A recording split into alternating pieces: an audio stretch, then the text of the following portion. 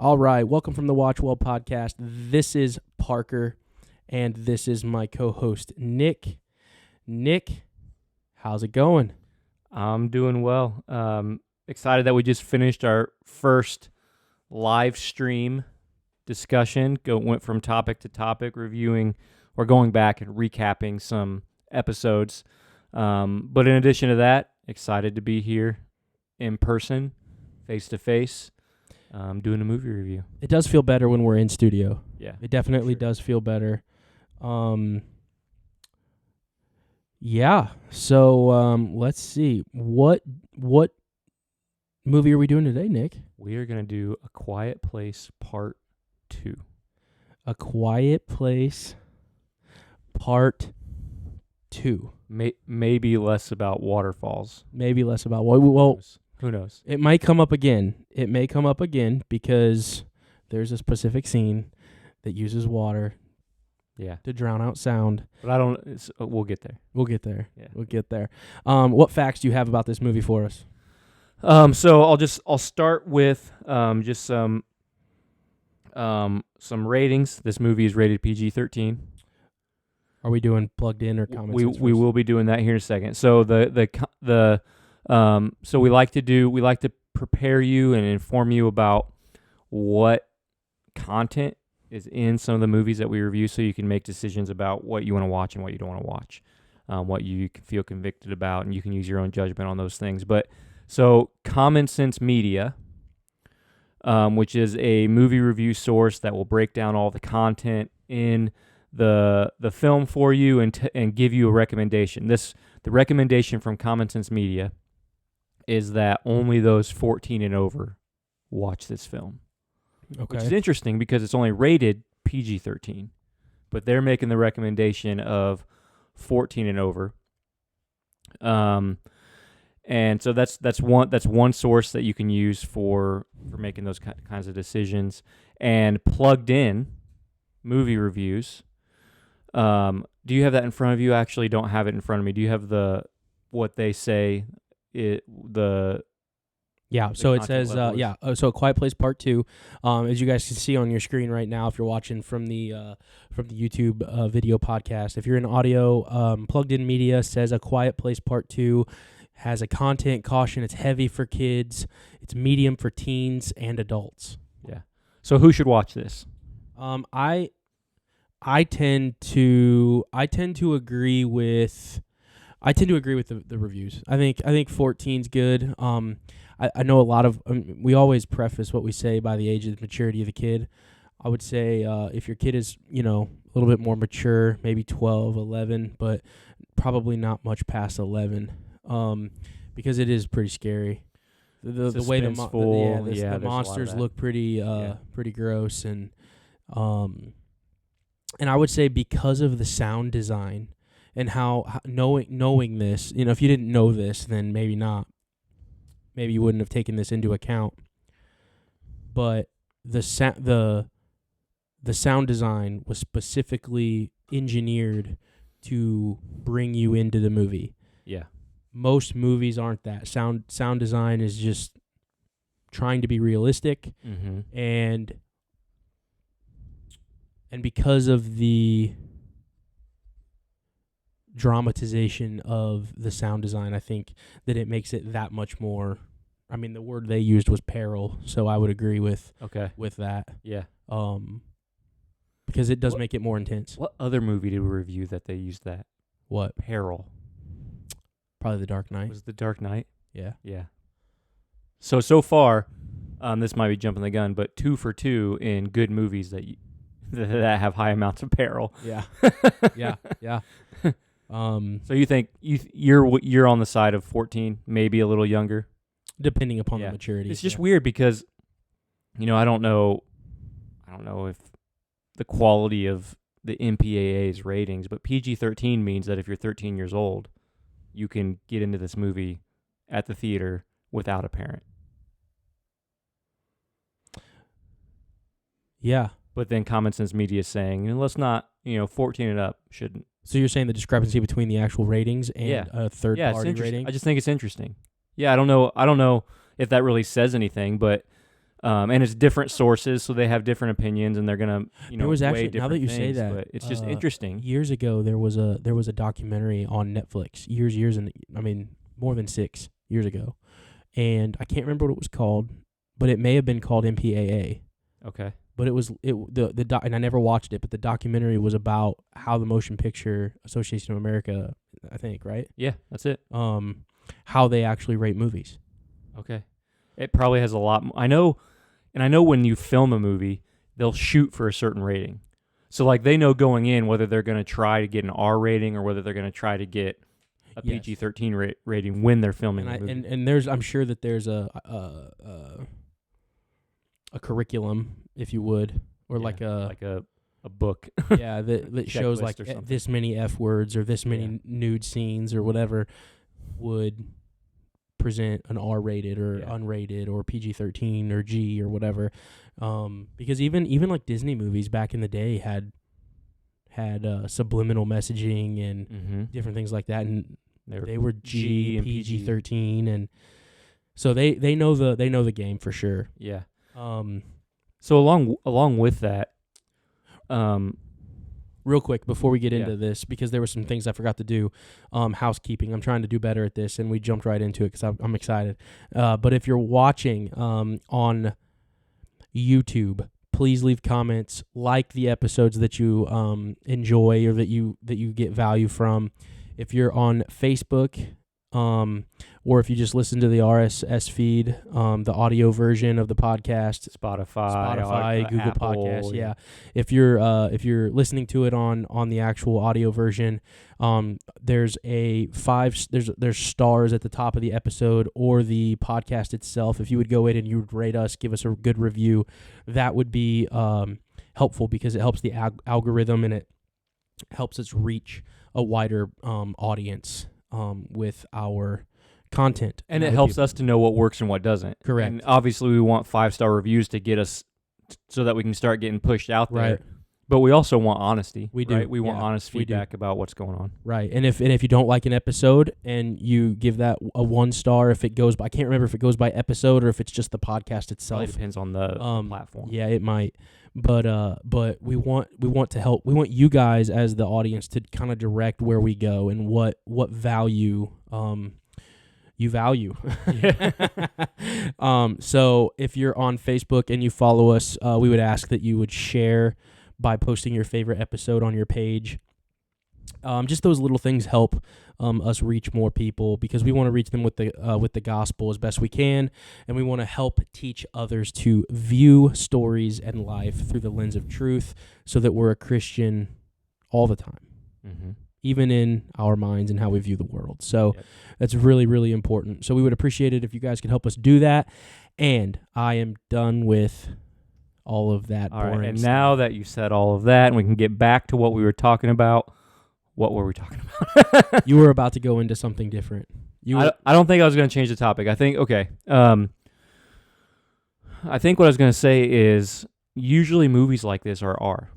Not because of the suspense, and I don't mean that. I mean movies in the genre. Horror movies, suspense thrillers, they're usually R-rated, and because they have excessive amounts of gore, excessive amounts of cussing and language. But I think this movie and the first one prove that all of that's completely unnecessary. None of it is ever needed. Now there might be, certain bloody scenes and things like that you need to tell a story, but the excessive gore and excessive cussing isn't at all needed to display peril, right? To demonstrate peril to the audience, you don't need that stuff. Because here we have, so I recently bought this on 4K Blu-ray disc, and it came, and on the disc, the review that they tout for their, as for marketing purposes, is it says a master class in suspense. And I think that's true. And yet, none of the gore. I mean, there's blood because you have to when you have monsters and things, but it's not excessive. And none of the language that I can recall off the top of my head, I can't think of any I can't think of any time where there's cussing, where there's profanity or anything like that. Can you remember? No, most most of the movie is quiet. Fair enough. So yeah. so they can't. So yeah. But I would ask you. I think we need to define what excessive gore is, because I still think that it depends on the. I think it depends on the movie and the story, because. Well, I would ask you, what's excessive gore? Well, so there are a lot of movies, and the one that comes to mind, and this isn't true of all of the Saw movies, but I think probably as Saw became a kind of a meme thing. of itself, a thing where Yeah. they just keep making them and making them, it became a thing where gore replaced suspense. And rather than being in a place where you feel what the character's feeling, you're just watching something gory. And rather than feeling suspense, you're just made to feel queasy because of the gore you're watching. And then you just like that kind of thing. Yeah. So I think that's the most. So I guess excessive in that line of thinking would just be gore. You just use enough to get the point across for what the plot needs. Exactly. And then be done with it. Yeah. So don't go overboard.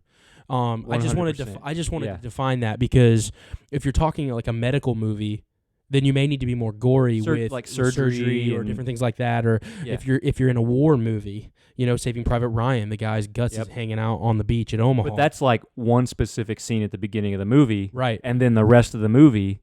It was pretty okay. Yeah, pretty tame in terms of gore. Yeah, like there's still the scene explosions with, and I know we're getting a little off topic here, Yeah. but the scene where the medic got shot after they tried to take that hill with the machine gunner. Yeah. Well, it was really gory, and all they saw was the blood, and they were putting Right. pressure on the wound, and then he was a medic, so he was like, "Oh, my liver," because he knew his liver was going into failure. Right. And they got the point across with the dialogue Right. at the same time as he was bleeding out. Yeah. Sometimes not showing something increases the impact that it has. Right. And so, I think these movies do that. yeah. And like just because somebody shoots a gun, right, doesn't mean that you have to show what happens to a person when they're hit with that bullet. Correct. Right? I agree. You can imply it. Yeah. And I think so, to go back again, the two movies that we've reviewed that give that rating of peril, that have lots of peril, The Dark Knight and The Quiet Place, find gore in The Dark Knight. There's none. And there's tons of guns, there's tons of explosions, tons of deaths, tons of murders, tons of fighting, and it's a classic, yet the blood isn't there. It's not needed. Yeah. Right? So there's, and obviously war movies, you're trying to show. Well, you want realism. You want realism, yeah. But you don't want realism just for realism's sake. Like, right.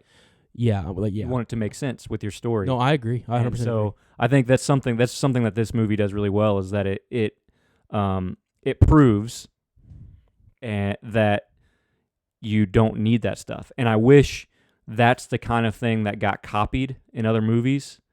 But now, 10 years from now or 5 years from now, we're going to get something that's clearly directly related to A Quiet Place and A Quiet Place Part 2. But then the thing they copy is the premise of the movie, and then they just add a bunch of gore to it, rather than actually copying the actual way it builds suspense, right? So we talked about that a little bit with Avatar, how everyone copied the 3D. Mm-hmm. They just said this movie needs 3D when it didn't really need it. That's what's going to happen. People are going to copy the premise, like, you're in this situation where you can't talk, or you're in this Bird Box, you're in this situation where you can't see. Maybe there's one that you can't.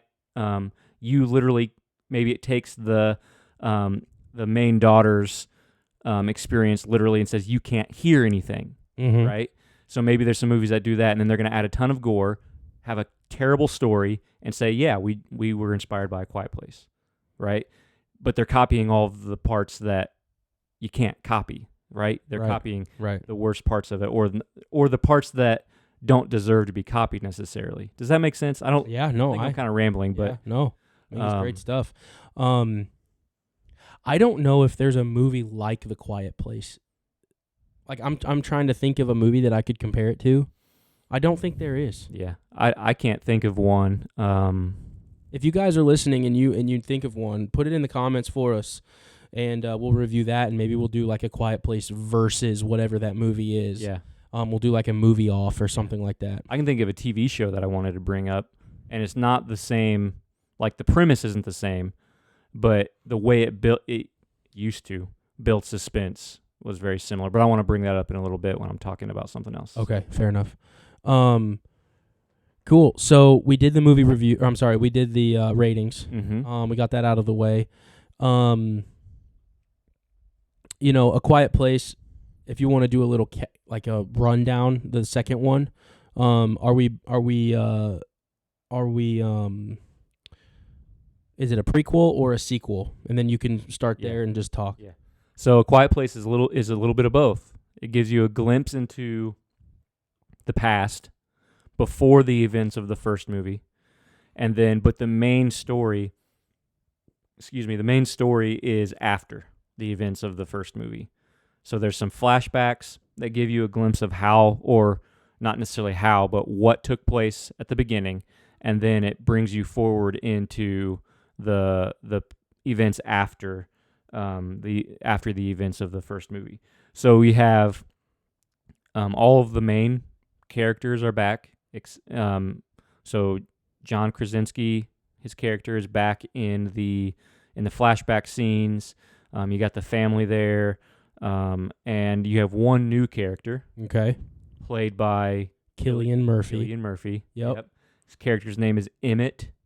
He is a friend of the family, a friend of John Krasinski's character, and you meet him in the flashback scene. Yeah, did we confirm that he wasn't a brother? Because not a brother. Through the movie, I thought he was brother.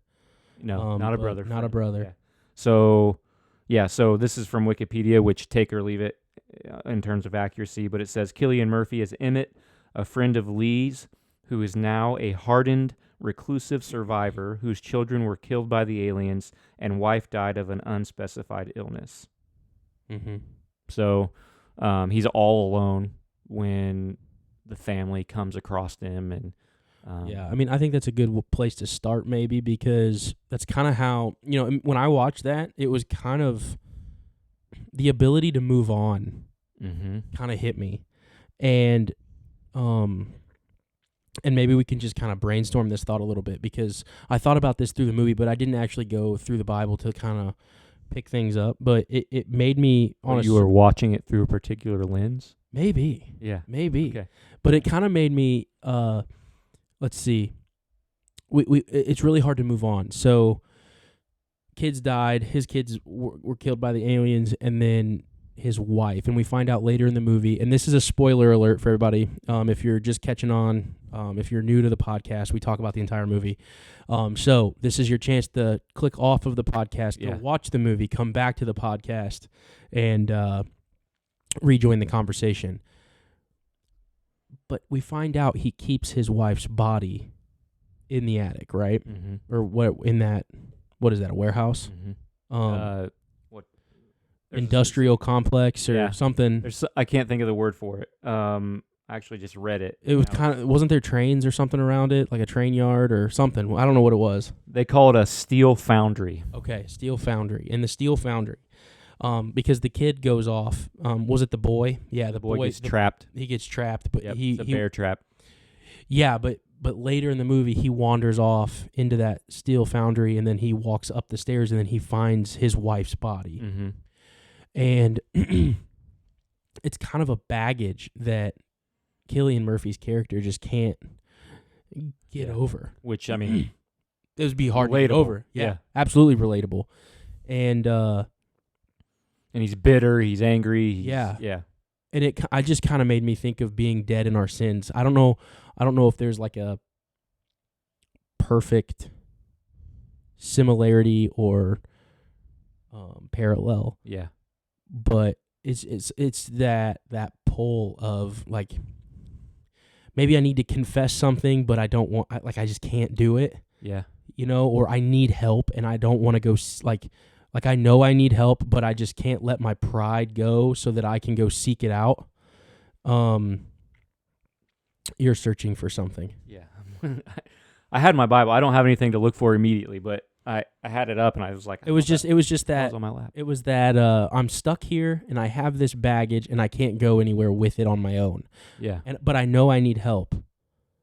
for sure. Is kind of that thought was just kind of hanging out as I saw that scene where the kid discovered the body, and then it was like, oh my gosh, like now you're just looking at it. So it's like you wake up and you just look at your sin, or you look at the problems and that baggage just every day, and you're alone and you're isolated, and like that just felt real. Yeah. That just felt real. And usually when you're stuck in that kind of situation, you do isolate yourself. You do, yeah.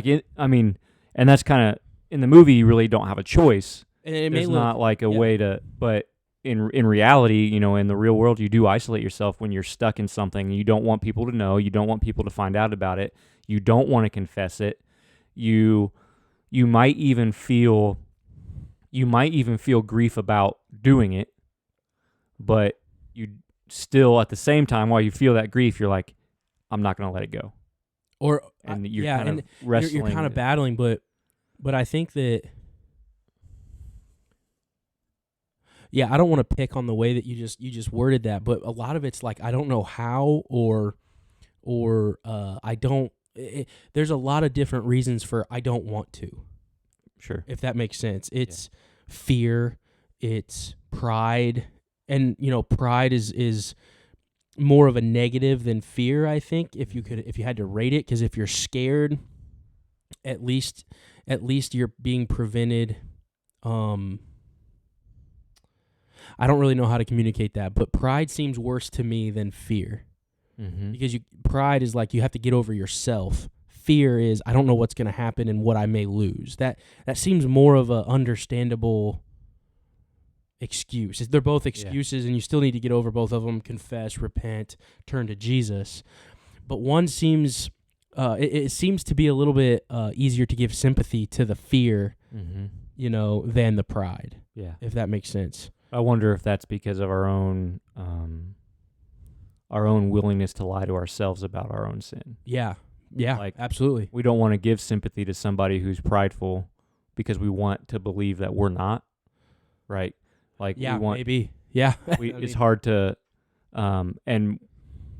or at the very least, we're not okay admitting our own pride. But I guess, is there any merit in saying that there's more of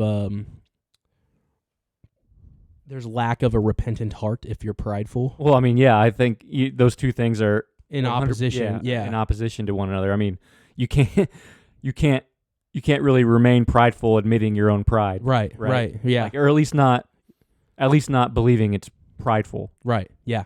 Right. Yeah. You could call yourself, I'm not a humble person, and you could say that kind of jokingly, and you could admit that, but you can't confess it and remain prideful, right? Yeah. It can be a struggle, but you're not. The act of confessing something is a lack of a better, a bullet to your pride. Yes, right. It's humility is what it is. Yeah. So those two things are at odds. Yeah. So I don't know. That was kind of random, but I did think about that in that scene. Yeah. What? How far into the movie was that? Do you remember? That was mid to beginning. I think it was after the climax of the movie. Okay. Or maybe as it's climaxing, because you see the reveal, and then I think it goes into, the kid has to retreat to the bunker, and that's when the towel, the towel doesn't get there, and it locks behind him, and they're running out of oxygen. Mom went to go get oxygen. Yeah. Right. For the baby. Okay. Yeah, that's good. And so the family finds him initially by, their house is destroyed basically. It's and so they journey in whatever direction they're going. They're walking towards this, and then the son gets trapped in a bear trap, like captures his leg, and now he's now injured throughout the whole movie. And I just want to make sure that we're on the same page here, because the scene where the kid goes and finds the body is way after that. After. Okay, we did. So you're rebuilding. Okay, I'm just giving just trying to give the context of everything. And so he gets trapped in that bear trap, which I assume, and I don't I don't think they'd say it directly, but I assume it was set by Cillian Murphy's character.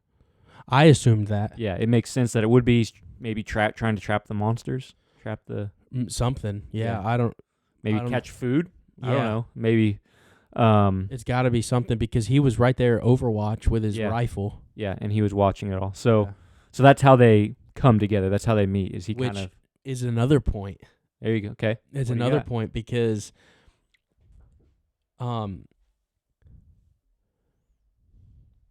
sorry, I'm organizing my thoughts. I would say the in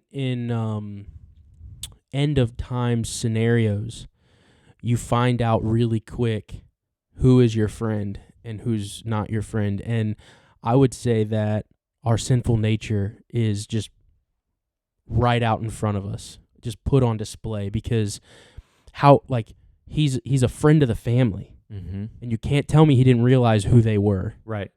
To He not definitely reckon. not to throw something out there, warning. I know you can't make noise, and you may be letting what's happening, and then you're gonna reap kind of the fallout. Mm-hmm. But he knew who those people were, Yeah. And that's kind of his he did journey. nothing. That's kind of his character's journey. Right. From that, he's the anti-hero, basically. He's that reluctant. I don't know if I would say anti-hero, but I think he's the normal person.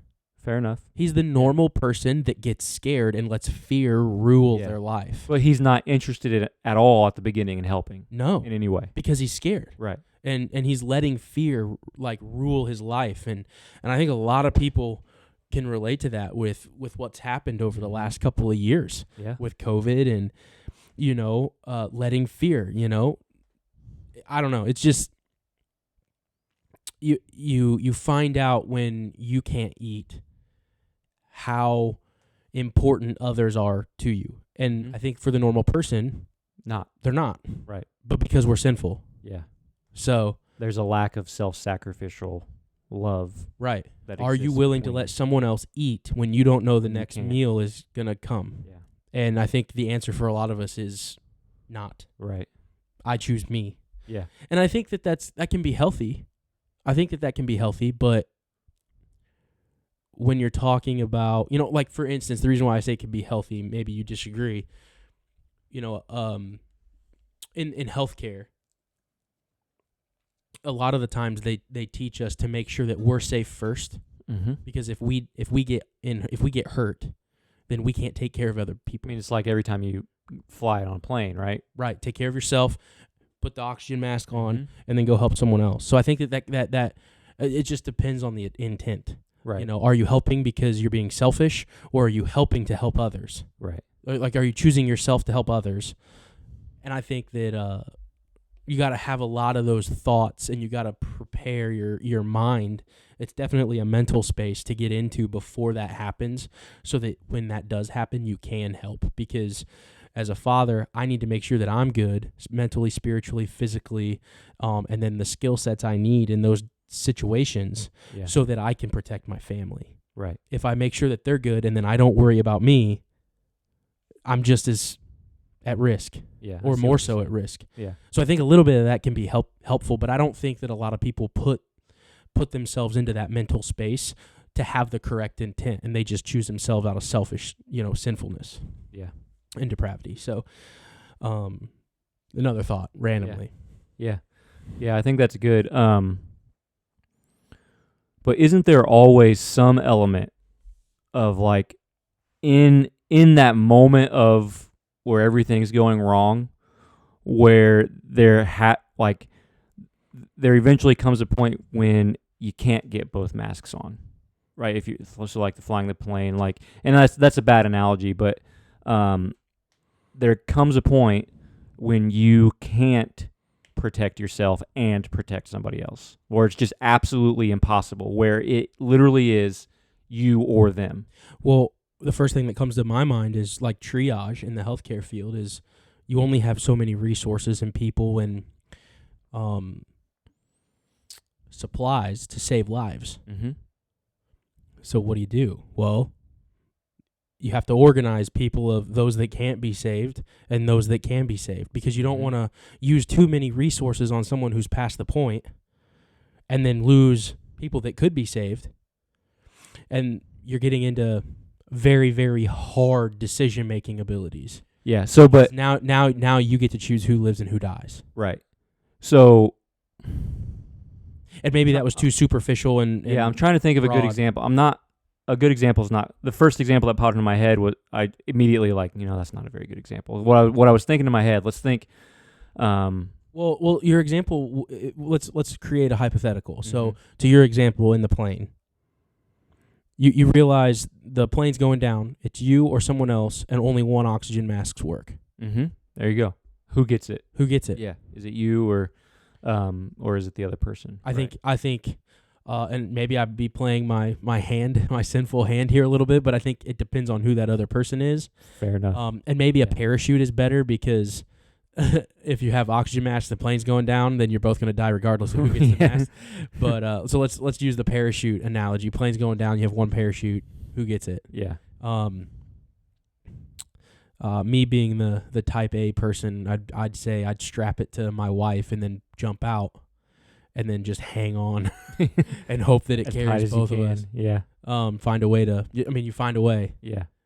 But in that situation, you're the one putting yourself at risk. You're not putting someone else at risk. Right. Right. Yeah. Right. Well, in that situation, the prior conversation about intent, keeping yourself healthy, alive, and sharp on your skills in order to handle those situations, whether it be de-escalation training or just communication, firearms, jiu-jitsu, martial arts, whatever, self-defense. Maybe it's prepping. Maybe you have food. Maybe that's your thing, or whatever it is. Maybe it's biblical knowledge so that you can train people in an apocalyptic scenario, whatever it is. In that situation with the parachute, the intent has to be someone needs to survive. In the prior conversation, there was a reason for you to survive. And when you have to choose one or the other, there's no reason for you to have to survive, because you surviving means the death of another person. Fair enough. Yeah. So, but that's the kind of situation that they are in the movie. You think? I mean, at least I think it ebbs and flows. You never know exactly how dire a situation is. So at the very least, let's say at that moment, if that character were a real person. So which one? Emmett. Emmett. And he's looking out at the family that he obviously knows. He's friends with the dad. He sees them. He recognizes them. He knows them. Okay. And he sees now the son is trapped in a bear trap. And he knows these monsters are all around. What that character is thinking is they're going to die. And he chooses to not do anything. Well, so from his perspective, moment, I that agree. is a moment of absolute certain death for them, or them or me, exactly. Well, really, it's worse than them or me, because them have already stepped in the trap. Yep. So it would be a better example to say, do I step in the trap or do I let them? But once they step in the trap, then it would be more like, okay, they're gone. I have to do me. Some people would say that's actually the reasonable decision to make, right? Some people would say that is pure reason right there. They're already gone. There's nothing I can do. Yeah. Right? So maybe that's what he's thinking. Maybe he's thinking maybe they're already dead. No matter what I do, they're dead. I can't help. So he just doesn't try. Because even if I jump out there, I think they're gone. No, I think that's fair. But you don't see that in the mom. No, not at all. You don't see that in the mom. Mom stays, even with a baby and a daughter. Yep. Mom stays, tries to get her son out of the trap. And you're sitting there watching the movie like, Killian, like, do something, help, do something. You know who they are. Yeah. You use his real name? I forget his character's name. Yeah. Emmett. Yeah. I'm gonna remember that now. Emmett. No last name. Emmett without a last name. Yeah. Just Emmett. It's like, Emmett, man. Yeah. Like, go help your family friends. But here's in his defense, here's the other side of it. Just as much as he changed, he doesn't know how much they've changed. Yeah. So you Doesn't really know if they're you really don't Yeah. like in that situation. I don't now that I'm thinking about it, I don't necessarily blame him because you can't trust them either. Yeah. You know. Yeah. I mean, kid steps in a trap, and how do you know that in itself is not a trap or some? It's kind of that actually might be the point, because there's a callback to that, and I wasn't ready to talk about the bridge scene or the dock scene yet. Mhm. So I mean, we'll get into that, but there's a callback there where there's a kid that's apparently the kid looks like they need help. Yeah, you're right. It's a trap. Yeah, So Yeah. maybe you're right. I So forgot about maybe- that scene. You're right. Yeah. Maybe he's thinking about that. So I- you really can't trust anybody in those situations, which is really sad because the good, strong people want to help the weak, good people. Mm-hmm. But it's really, really hard to determine and discern who is who. Yeah, I mean, and there's even really, I mean, there's minuscule examples of that, like that aren't life and death. It's like when you encounter somebody begging for money, Yeah. the argument not to do it is because they're just going to go buy it for booze. Like, this is a trap. They're setting me up. They're going to take my money and do something awful with it, right? Or the one that I've heard is they're going to go walk down the street to their BMW Right.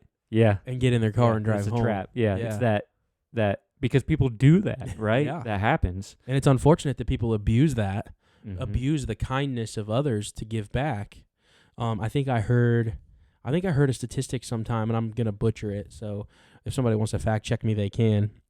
But it was something like when you tax a population less, their giving and their generosity improves by like tenfold because the government's not taking it. I hear that and I just like, Duh, right? Duh. duh. But Yeah. But it's interesting to think like all of these stereotypes of the beggar or whoever, and they're going to go get in their car, or they're going to go buy booze, or they're going to go buy smoke or drugs or whatever, right? It's interesting that still doesn't stop people. Yeah. It's like, Yeah. I don't care. Like, I'm still going to help somebody despite Well- that, or in spite of that. Oh, you're talking about that stopping the people who are giving. It Correct. doesn't stop the people. Okay, I doesn't thought you stop. were saying it doesn't stop people from standing out there regardless of the doesn't stereotype. do that either, Right. I'm sure. Yeah. It's just interesting how inversely it doesn't stop. Yeah, that's true. Yeah, that's So, but back to the scene, he doesn't help. right. And then the following scenes prove that he knows who they are. Mm-hmm. Proves that he not only doesn't help, but Well, at doesn't first he's want hiding to, his face, right? Because they don't know who he is. Right. So not only does he not help, Masks. He's wearing a mask. he's wearing a mask. This was Scarecrow. this was made in Scarecrow. Yeah. Have you seen my mask? This was originally supposed to come out in March of 2020. So this was supposed to come out when COVID like blew everything up and everyone's wearing masks to protect, but you can't see faces when people are wearing masks. Can't. So they couldn't see his face and they didn't know who he was. But It was yeah. really frowned upon to wear a mask into a bank until COVID. It's just interesting. Yeah. So So they actually do know who he is, and he was he takes the unwilling mask to help. off. He was unwilling to help even after they found out who he was. Yeah. He was like, "No, it's a lost cause. He didn't want them to stay. He didn't. Yeah, you're out of here." Yeah. Yeah. And then the girl leaves. Yeah. She's like, "I'm out Right. of here." And why do you remember why she leaves? Because of the hope her dad left. Yeah. That's how I would answer that. Yep. Dad left the hope for a solution or a solution Yeah. to the problem, which is the aliens, the weaponized hearing aids. Do we know? I guess we found know that- they're aliens I don't know if. Yeah, I don't remember because they do come. Like you see the meteor-like thing in the sky. At It would have to be an beginning. alien. Maybe yeah. Alien race. But yeah, she leaves because she knows that there's a radio station that's broadcasting. And she knows how to stop it. Yeah. Right? She knows how to stop the She monster. knows that she has the weapon. All she needs is the transmission of Yeah. the weapon. So, to that point, the way that I would compare the two movies, A Quiet Place Part 1 and A Quiet Place Part 2, is A Quiet Place Part 2 are Matthew, Mark, Luke, and John in the Bible, the four Gospels, the story of Jesus bringing salvation. And A Quiet Place Part 2 is the church taking the message out. It's those early chapters in Acts when the church is being established, and that they've now learned the message of salvation, and now they're taking it out, because there's after the dock scene, which I still want to talk about a little bit. Actually, I'll go ahead and this can all relate. That dock scene where the girl leaves because she knows about the radio station, and she goes on that journey by herself. She doesn't tell her mom she's leaving. Her brother catches her, but she leaves anyway. And so she's on her journey, and then the mom convinces Cillian Murphy's character to find her, to go get her, to go find her. Right. And so she has an idea of where she's going. And Beyond the Sea was a song, and that she said that they're telling us where to go. And I'll get back to what I was talking about in just a second. But so there's this bridge, not bridge. I keep saying bridge over and over again, but it's a dock. It's a dock. It's a dock. It's a boat dock scene. And we referenced it earlier. There's a little kid who looks like they need help, and Cillian Murphy's character, which is opposite of what he would have done before, goes up and tries to help the character. And it's a trap. There's people all around him, and the suspense in this scene, like I don't even there's so many little details about it, but the suspense in the scene just builds and builds and builds and builds, and it's like this incredible you feel it. Like you can't help but feel that tension building up over the scene. And that when I think of that line that I said's on the cover of the Blu-ray, that master class in suspense, that's the scene that immediately comes to mind, because it takes its time and builds the suspense to the point where you're like shaking on the edge of your seat, wondering what's going to happen. It does it perfectly. And I said there was one other show that. Well, I think it's important about that scene too, and maybe you're getting to this, and stop me if I'm jumping too far ahead, but at the very end of that scene, after he jumps into the water and she jumps into the water, aliens get all of the bad guys or whatever, and then she helps get him into the boat, and the hope is preserved. Yeah, he opens his mouth. Yeah. Which there's an analogy right there. He opens his mouth, and out comes the hope. The hope. Yeah, that's good stuff right there. But the show that, in terms of just suspense, like absent from the message, in terms of just suspense, The Walking Dead used to do that really well. Like Katie and I used to watch The Walking Dead every single Sunday night, and it would just allow things to build and build and build, and then they stopped doing that, and it became a terrible show, and we stopped watching it. But the early days of The Walking Dead was really good at that too. If you want another example of a show that builds tension like that, and it just did a really good job. But so that ends, and yeah, you're right. The hope is preserved. He opens his mouth. I didn't even think of that part right there, but when you said that was mind blowing. But when they get to the island, so the monsters don't like water. They can't swim. They won't swim, right? So there being an island that is in the middle, is completely surrounded by water, means that the monsters theoretically can't get there unless they travel on something else, which is also part of the movie. A boat. There you go. Yeah, or a floaty of some kind. Floaty. Maybe there could have been a canoe or something, or something. I think it was too far to make it though. Yeah, it was a long way. Because it doesn't seem that they were. So the reason why it's really hard to call them aliens is because I think often aliens are associated with a higher intelligence, And these creatures, which is really what we pure should, instinct. I it's think. just pure instinct. Yeah. It's I hear it and I'm gonna go kill it. Yeah. It's pure instinct. So Another movie I just thought, and I'll eventually get back around to my point, but we'll get there in a second. But another movie that I just thought of, we said at the beginning we don't know of another show like it. Maybe, have you seen Signs with Mel Gibson? Haven't. No, I haven't. Maybe that might be the closest comparison. Of its kind. Yeah. Maybe. Yeah. Maybe I think that might be the best one, but I'd have to go watch it. yeah, you should watch it. That's a good one too. I think there's a lot It's that the, can the be cornfields and Mhm. that's the signs, about right? Signs, yep. Alien invasion. Yeah, I know about Um, it, but I haven't seen it. Yeah, I think that's probably a good example. But so let's get back around to the point. But they arrive at this island and find a community of people who've been living there for however long, probably not more than like a year or two, but for however long they've been there. And the man who's kind of in charge assumes that the girl and Cillian Murphy's character arrived at the island because they were searching for help. And no, one of them says, "No, we're here to give you help." Because what do they have? They have the solution with them.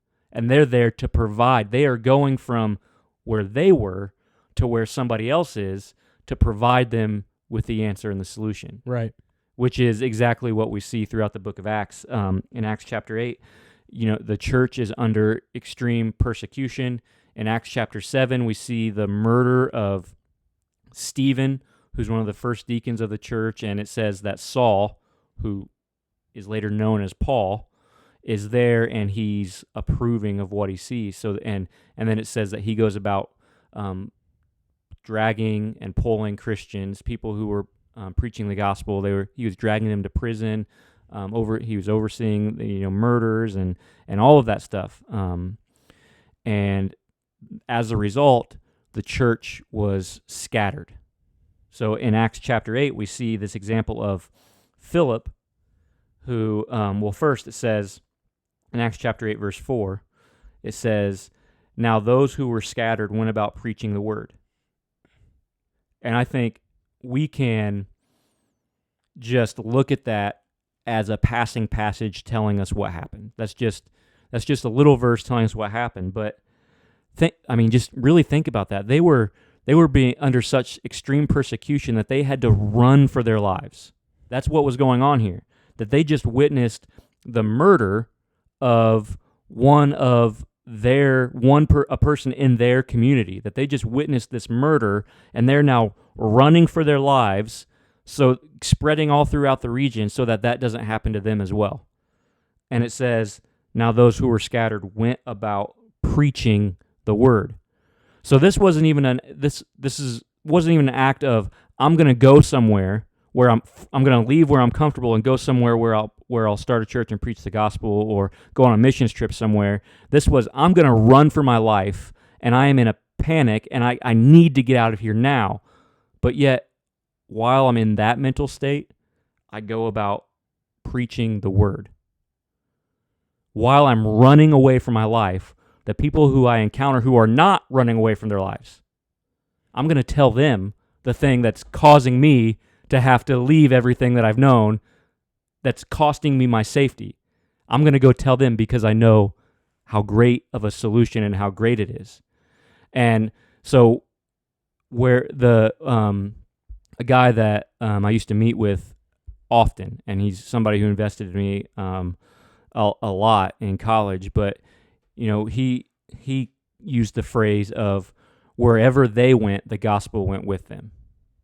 Wherever they went, the gospel went with them. And I think that's huge because the gospel isn't just something, meaning the message of Jesus and what he did on the cross, that he lived a perfect life, that we can't do that. We are incapable of living a perfect life, of pleasing God whatsoever. But Jesus came to earth, lived a perfect life, pleased God in everything that he did, and then was condemned to die as a criminal, as a sinner. Why? Not because he was one, but because we are.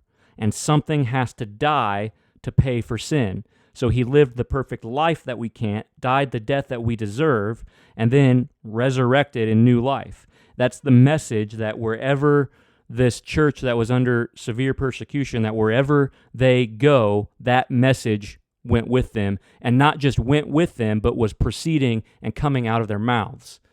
When they opened their mouths, the hope came out, like the example that you gave. When he opened his mouth, the hope was preserved.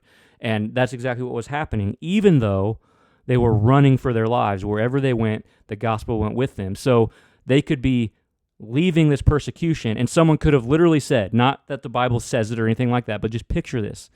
Somebody could have encountered them and said, "Oh, have you come here for help?" And they could have said, "No, I came to give it."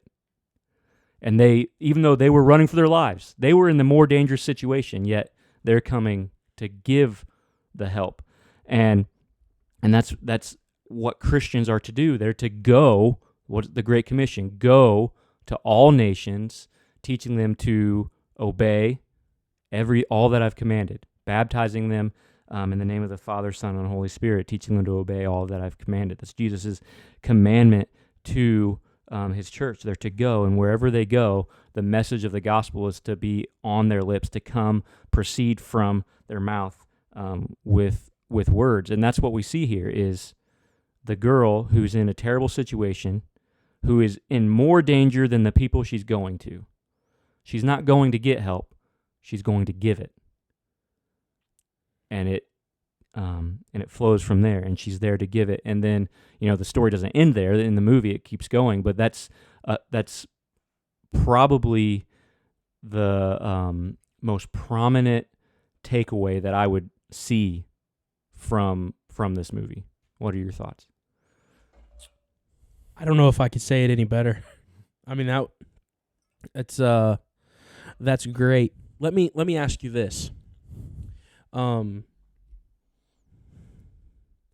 What if there's a person in the audience that doesn't believe in the Bible, doesn't believe Jesus is who he says he was or is, and what if their question to us was, you guys believe a certain thing, and you're only finding what you want to find?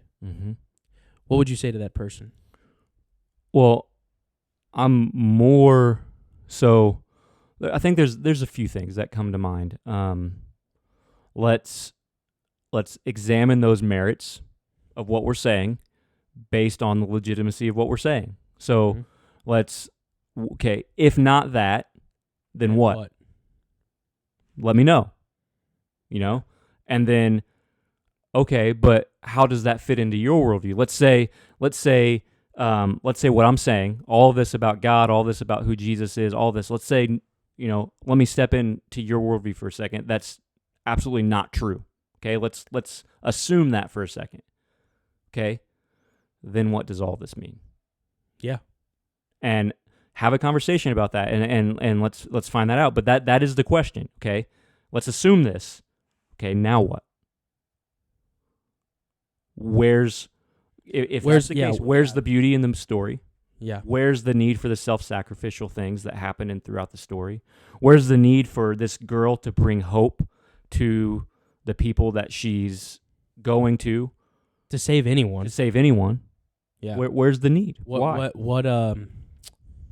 What sense of morality exists? Because she could hoard that information and just save her and her own family. And then, or her and the people right next to her. So one would say that without even trying,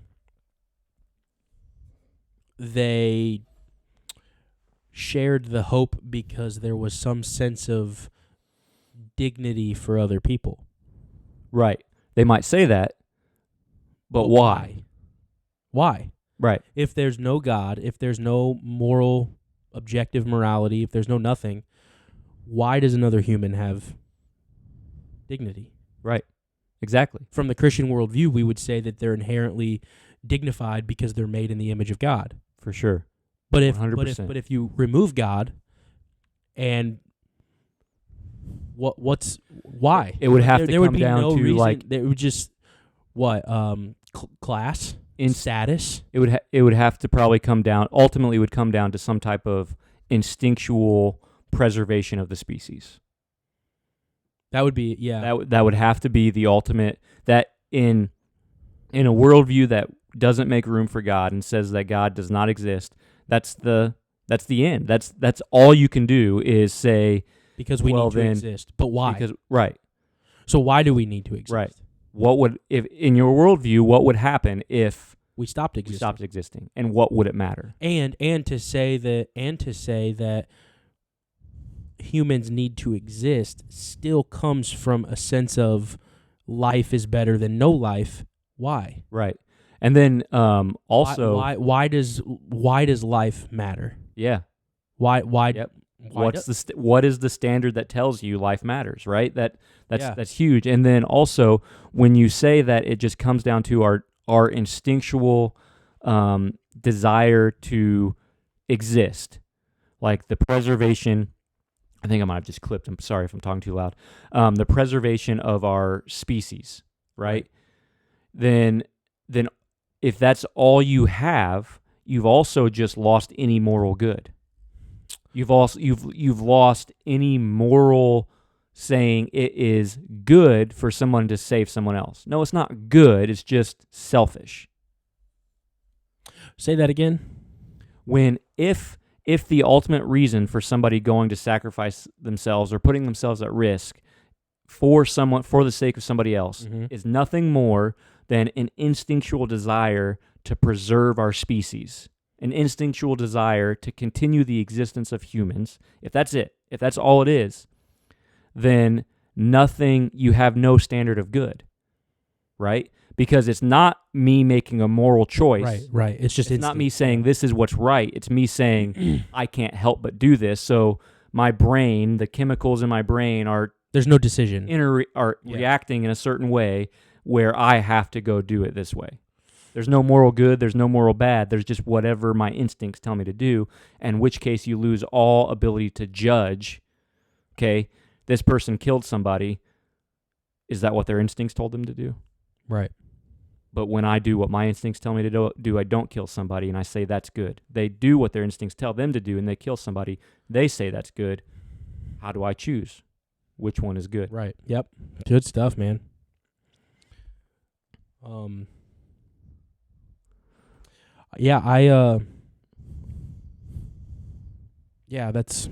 That's good. Go back to the boat scene.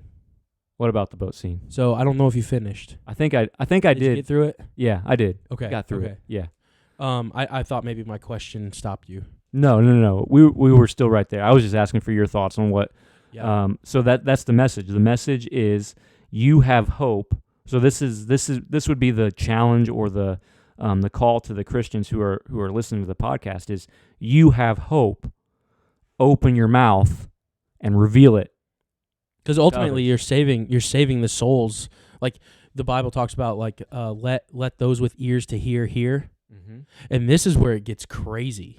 Is the Bible also says in Romans chapter 9, what is it? I can't remember the verse. I know it's Romans chapter 9 though. It may be in the 20s, maybe verse 20 or something like that, but it says cannot the potter make out of clay. Yeah. What is it? Read it, because I don't want to get it wrong. So I'm going off of memory. So yeah, this is Romans 9:20. But who are you, O man, to answer back to God? Will what is molded say to its molder, why have you made me like this? And then 21, has the potter no right over the clay to make out of the same lump one vessel for honorable use and another for dishonorable use? Keep going. What if God, desiring to show his wrath, to make known his power, has endured with much patience vessels of wrath prepared for destruction, in order to make known the riches of his glory for vessels of mercy, which he has prepared beforehand for glory, even us, whom he has called, not from the Jews only, but also from the Gentiles. Yeah, so there's a lot to unpack out of that verse. For sure. But the main thing is, and maybe you can please feel free to correct me, because there's no script here. The existence. So it's important to only teach what the Bible teaches and to remain silent when it's silent. Mm-hmm. But pulling out from that verse the existence of, to some degree, the existence of evil has to be good. Right. Just the existence, not the evil things happening is good. But how can you fully understand the glory that God can give Right. without Well, the God opposite? takes things that are evil, right, Yeah. and uses them for good. Right. Joseph, when he's confronting his brothers that sold him into slavery, Yeah. what you meant for evil, God meant for good. And the question is, who sent Joseph to Egypt? Right. Yeah. And it's both. It's both. His brothers. But for different motives. Yeah. Yeah. Right. Simultaneously. It's Yep. not that this thing happened and then God made a right turn Right. to make it good. No. While evil is happening, God is also turning it to good simultaneously at the same Yep. time. Yep. And this is crazy, but God can make, so let those with ears to hear, but there are people that won't. Mm-hmm. And God makes things for destruction no differently than he makes things for glory. Mm-hmm. Yep. It's just crazy stuff, man. Yeah, that's good. So we have to use our mouths, open our mouths to communicate the hope. Mm-hmm. And so it's relieving for the Right. Christian, because all we are commanded to do, we're not commanded to change someone's mind. Right. We're not commanded to reach a quota. But I think the disconnect is there's two thoughts here. It's relieving because all we have to do is communicate the hope. Mm-hmm. That's it. That's our job. We're to sow the seeds so that at Christ's second coming, he can reap the harvest. Mm-hmm. Right? So it's interesting that the non-believer, the atheist, or someone who doesn't believe in Christianity will say, "You're shoving your beliefs down my throat," Mm-hmm. which is so indicative of the enemy deceiving, because from our perspective, we're trying to give you the help. Mm-hmm. We're here to give you the help. We don't need the help. We're giving you the answer. Yeah.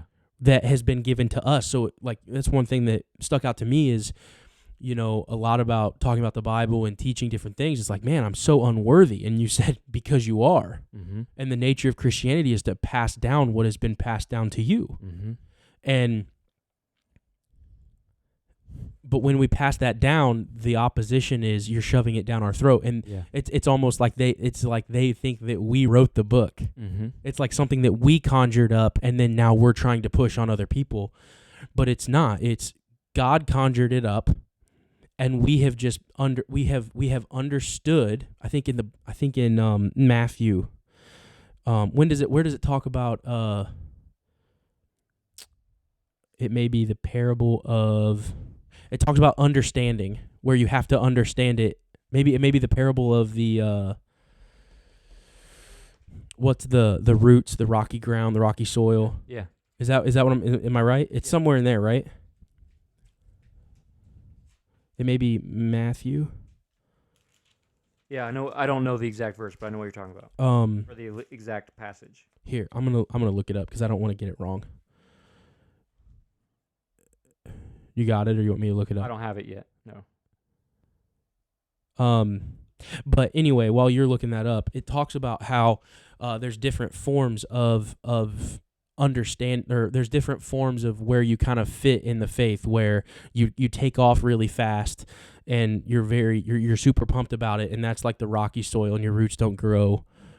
But there's an aspect of the one who hears and understands last the test of time. And that's the difference, is there's a sense of understanding, and then it's coupled with later on in Matthew where he says, "Let those with ears hear," which I think it's only a few pages.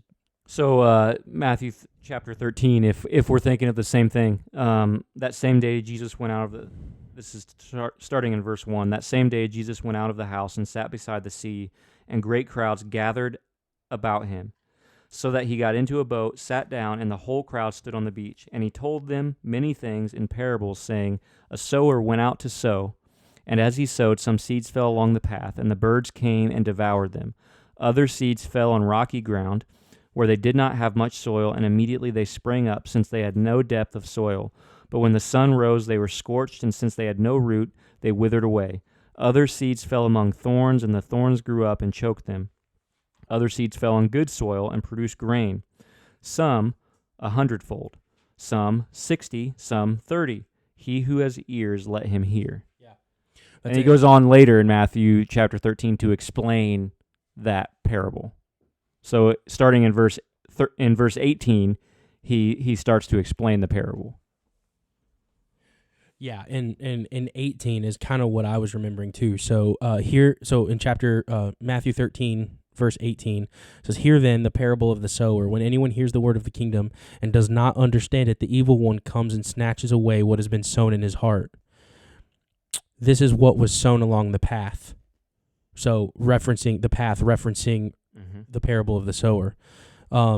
And then 20 says, "As for what was sown on rocky ground, this is the one who hears the word and immediately receives it with joy. Yet he has no root in himself, but endures for a while. And when tribulation or persecution arises on account of the word, immediately he falls away. As for what was sown among thorns, this is the one who hears the word, but the cares of the world and the deceitfulness of riches choke the word and it proves unfruitful." 23, "As for what was sown on good soil, this is the one who hears the word and understands it. He indeed bears fruit and yields in one case 100-fold, in another 60, and another 30. So understanding it, there's an importance of understanding the word. So I would ask you, Nick, if I'm someone who doesn't understand the word, let's say I'm caught in between like atheism or Christianity.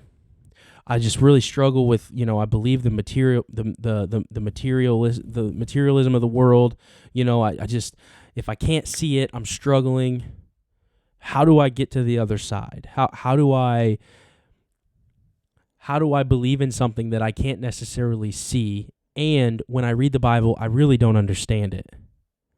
How would you direct that person? Well, I know there's a couple of questions in there that you may need some time to unpack, but yeah, I think so. The first step is when you read the Bible, what does that mean for you? Like, do you mean that you read it once a long time ago and then didn't understand and gave up and haven't since? Like, do you mean that you're actively engaging in it, reading it, trying to understand, you're asking questions about it, you just can't get it?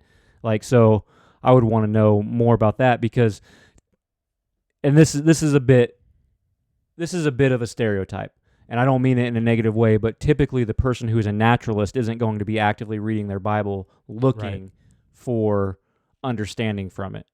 That's just typically not going to be what's happening. But if you are actively reading the Bible and you have that desire inside of you to find truth in it, and you want to get it and you want to understand it, but you just think you can't, my first thing is to go to Romans, and I don't have the chapter and verse off the top of my head, but to just lovingly let you know that those in the flesh cannot please God and do not understand the things that are spiritual. It's chapter 3. Yeah. So that's the first thing. That's the first hurdle. That's the first hurdle, is if you're just simply going to it from a place of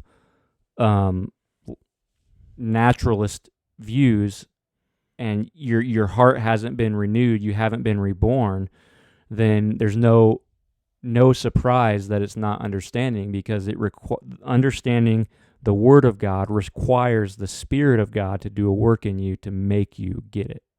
Right? It requires you to be awakened to truth, like to be awakened to the Word of God and to reality, essentially, because we're dead in our sins and trespasses, and that is everyone, that is every person. That's what it says in Ephesians. That's what Paul says in Ephesians chapter 2, that when we were dead, we is the word there. When we were dead in our sins and trespasses. And it says that God has saved us by grace. It is by grace you have been saved, not through works, so that no one may boast. So it's God doing something in you. And if you have any desire whatsoever, anything in you that's saying, man, I want to know more about this God. I want to know more about the Word. And then the very first thing is to do what Romans says. Romans chapter 10, if you confess with your mouth that Jesus is Lord and believe in your heart that God raised him from the dead, you will be saved. So the very first thing is to allow whatever that desire is inside of you. And I actually gave this example in a sermon on Sunday, this past Sunday, that we suppress naturally, apart from God, we suppress the truth and unrighteousness, and we're pushing it down. We know, everyone knows God exists. It's revealed to everybody. Everyone knows it, but you're suppressing the truth and unrighteousness, trying as hard as you can to keep it down. So, to go along with what Romans 10 says, stop pushing it down and release the pressure. Let it proceed from inside of you and exit out your mouth in the form of a confession. Jesus is Lord, and God raised him from the dead. And the Bible says if you confess with your mouth that Jesus is Lord and believe in your heart that God raised him from the dead, you will be saved. And once the Spirit of God changes you in that way, then start reading the Bible. Because you can understand facts, you can understand some of the history surrounding the Bible, and that's all good and fun to talk about, and it can provide you like, oh, well, that's how it happened. And you can look at archaeology and how they found specific places and people that the Bible mentions that are mentioned nowhere else in any historical document, and they found tombs with these people's names on them and all that. You can look at the accuracy of the Bible, and it is accurate. But what it ultimately comes down to is if your heart has not been changed, you're not going to understand what it's really saying. And so the first thing is exactly what Romans 10 says. Jesus is Lord. God raised him from the dead. Believing and trusting that. And then start reading the scripture with a new lens, with new eyes, a new ability to see, and see what comes out of it. That's good stuff, man. That's good stuff. A Quiet Place 2. What did you not like about it? I can't think of a single thing I didn't like about it. It's so good. Yeah. It is so good. Yeah. I have one thing to talk about, though. Oh, no. I have one thing to talk about, Nick. Oh, no. So in the first movie that we did a review on, we got into a pretty epic debate about the waterfall. Yeah. In this movie, the sprinkler systems were enough with an alien creature 20 feet away from her to deaden the sounds of a metal revolver hitting iron, opening up the big door that is supposedly heavy, closing the door, her footsteps walking towards it. I'm just saying. Her footsteps would have been in water. Her footsteps would have been That would have been the sound of splashing. Yep.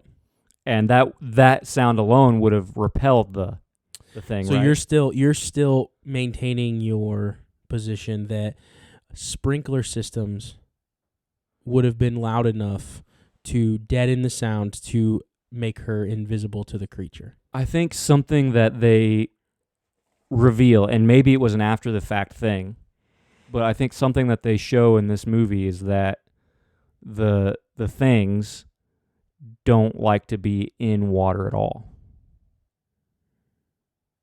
But the creature, from my memory, and I could be wrong, but for the creature that was in the sprinkler system water didn't react the same way as the one that couldn't swim. How did that one react? I can't remember. Well, I mean, it was just searching. It was just searching. It wasn't freaking out or panicking, but the one that was submerged couldn't swim and was freaking out. Maybe it's just different levels of panic because they're in different levels of peril.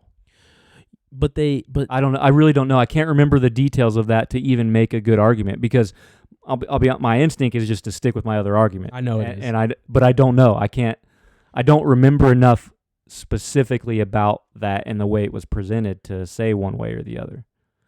Okay, well, I think it's going to have to go to the comment section. So if you watch this movie and you have a position, you need to post. Leave us a comment. Tell us who's right, who's wrong. Tell us your opinion and let us know because we need to get to the bottom of this. We'll even put a poll out. Who's right?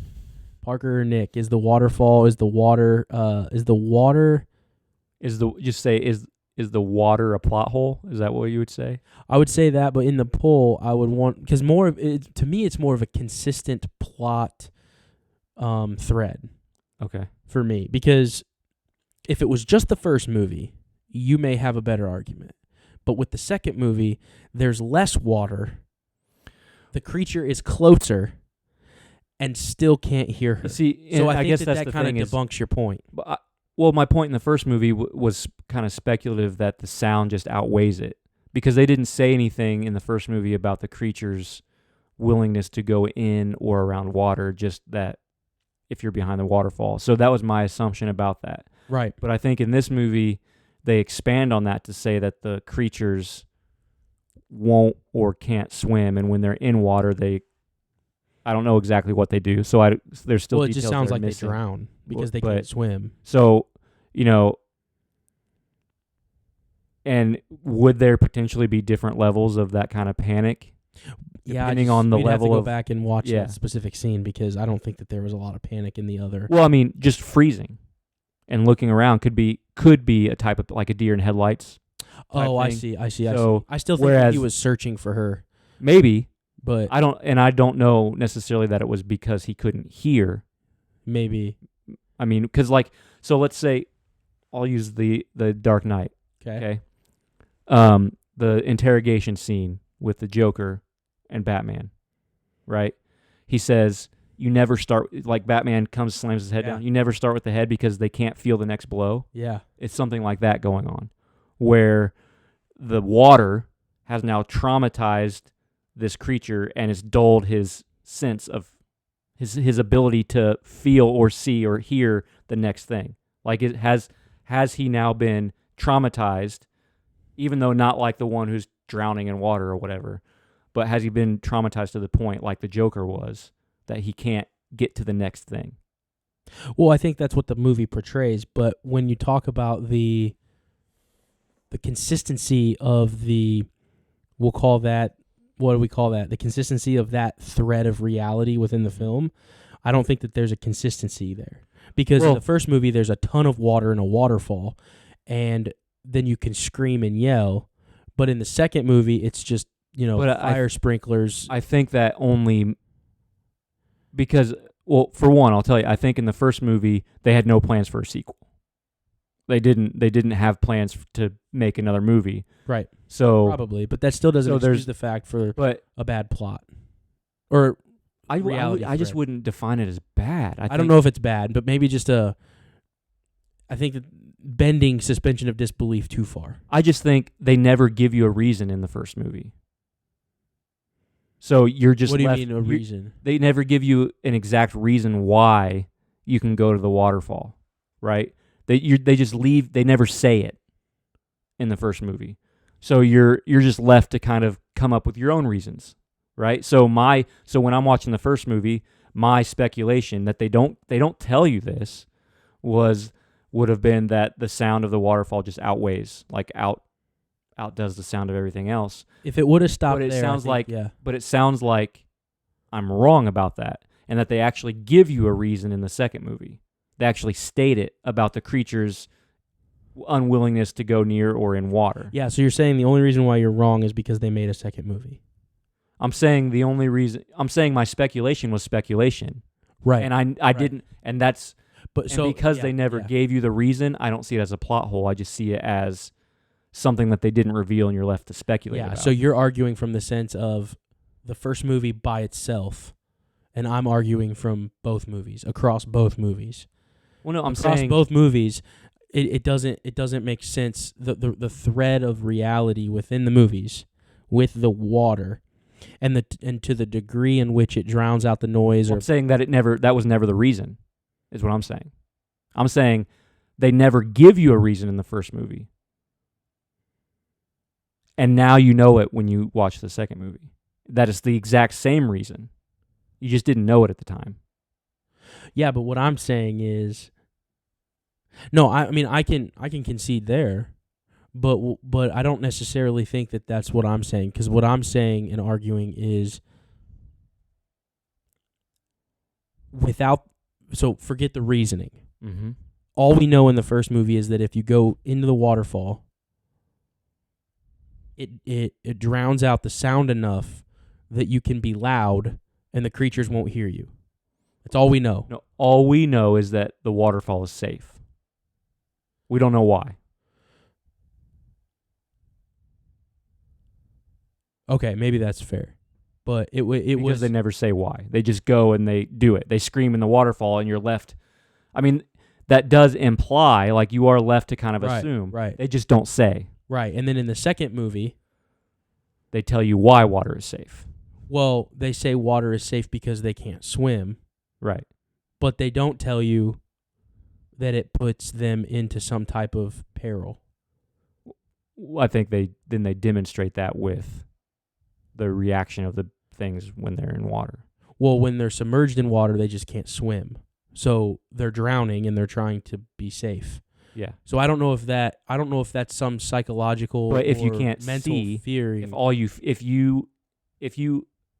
you're in a situation that you're hopeless in, okay? So let's say you're drowning. I guess drowning is a good example. Every time you touch water or go in water, you're going to drown, and you know that, but you can't see. And then you feel water.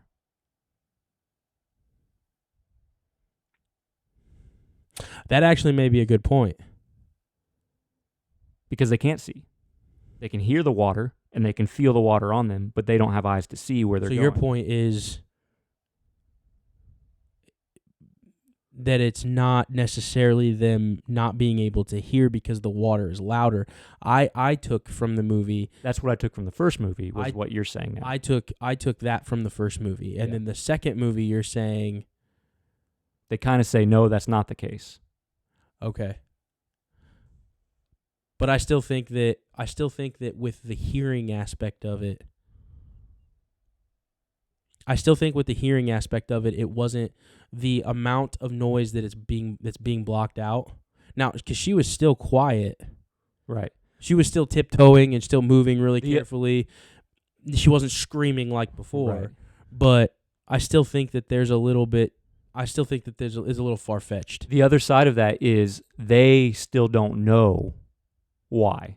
Meaning the people that knew why were the people living on the island. Well, did they even know why?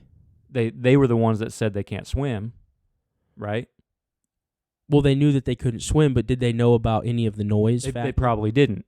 But so like it's like people who know different pieces coming together. So right. And the mom that's in the scene that you're talking about never at least in the movie doesn't make it to the island. We never see her at the island to find out what they know. Right. So she's only going off of what she knows. She sees.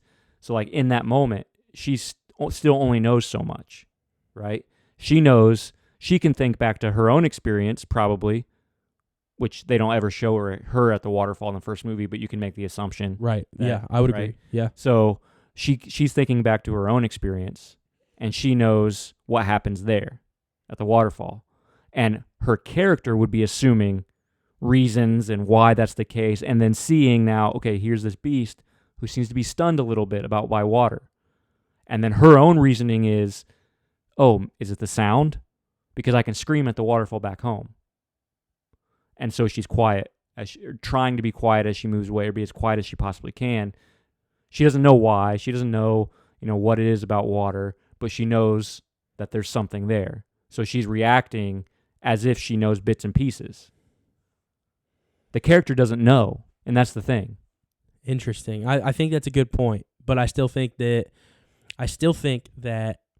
the amount of noise cancellation that the water has is not. It's exponential. It's not linear. And but what I'm saying is that that's not the actual reason that the water does anything. That's just the reason you're led to believe in the first movie, and that's what the lady thinks in the moment. But that's what they allude to in that moment. Not really. I think it's more so what I was talking about earlier. Well, when I watched that, I never thought that anything. I never once thought that about the water stunning the animal in a way. And maybe I'm wrong. I don't know. But I think the comment section should decide. Yeah. So, All right, guys. Thanks for joining us for this episode of the WatchWell Podcast on a Quiet Place. Please, if you're on Facebook, share your favorite episode to your Facebook page. And if you're new to the podcast, go ahead, check us out on Facebook, Instagram. We've got a Patreon page if you like what we're doing. You want to get behind us financially. That will be in the description. Let's see. Rumble and YouTube. We've got channels there. You can subscribe, like, and comment on the episodes.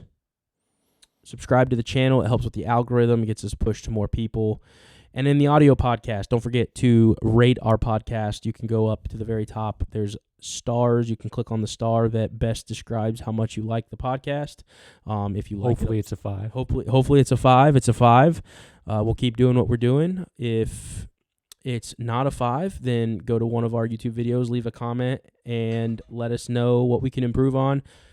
If you want to pick the next movie coming up in 2023, let us know. We want to get some discussion going on the next movie. We'd love to get to the point where Nick and I are not picking movies and it's 100% the Fair people enough. watching pick the movies. We will move that way. Let us know. And again, we appreciate you guys checking us out. We'll see you next time.